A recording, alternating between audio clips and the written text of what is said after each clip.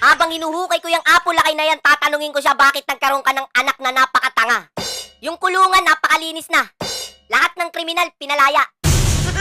Si Dilima, pinalaya. Si Kerwin Espinosa, pinalaya. Tapos si Napoles na pawalang sala. Basta kriminal ka, protektado ka. Kaya yung mga natitirang supporter ng budol na to, kumukonti na. Mga malalakas ang tama, saka abnormal na lang yung natitira. Kung hindi bangag, magnanakaw sa katanga. Kriminal, bobo, mukhang pera. Biruin mo, lubog na sa baha, I love BBM pa rin. Dapat yung katangahan, ginagawang krimen. Kung hindi ikulong, bitayin. Dalin sa Congress, pakain sa buhaya kay Martin. Kasagsagan ng bagyo, nakuha pang magpagawa ng tarpaulin. Halos magkandalunod na kami sa baha habang ikaw nagpapagawa ng tarpaulin. Habang nagsisisigaw kami ng tulong, yung sako ng bigas tinatatakan niya ng Martin.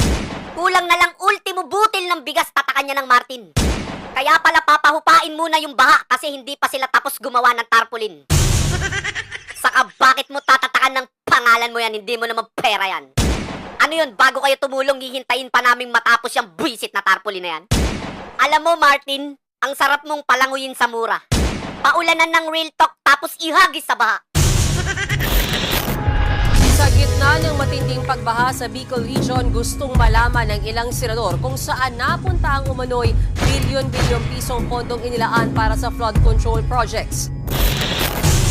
Ito na yata ang pinaka-worst na government pagdating sa funds. Maharlika funds, flood control funds, PhilHealth funds, tapos sasabayan pa ng mga tanga mong funds. Kawawang mga taga Bicol, kahit sino mapapasyet. Habang yung representative nilang si Saldico nalulunod sa budget. 61 billion nilaan sa Bicol, sabi ni Villanueva, kaya nasa na yung project. Huwag ka nang tumanggi, mismong kalikasan na yung nag-fact check. In 2023, sa DPWH alone, 29.4 billion ang budget. This year, for Bicol Region 2024, ang budget for flood control ng DPWH ay 31.9 billion. So 2023 and 2024, meron kang 61.42 billion. Guys, wala na talaga yung Pilipinas, sirang-sira na.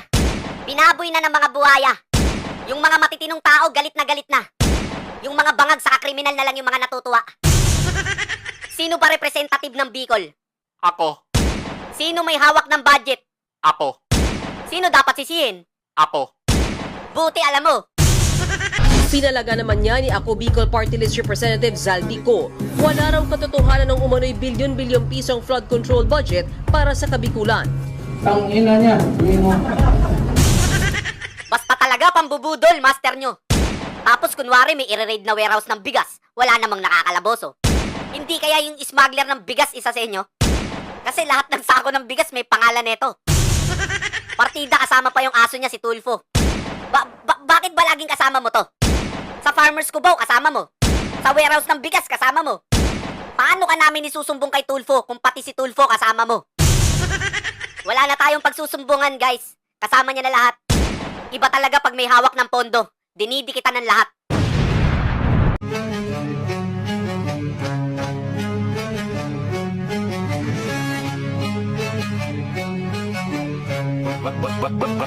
Natutulog sa mesa, di na kayang magdesisyon. Laging lutang sa usapan, parang walang rasyon. Anong aasahan mo sa leader na bangag? Bayang naghihirap habang siya'y laging lutang.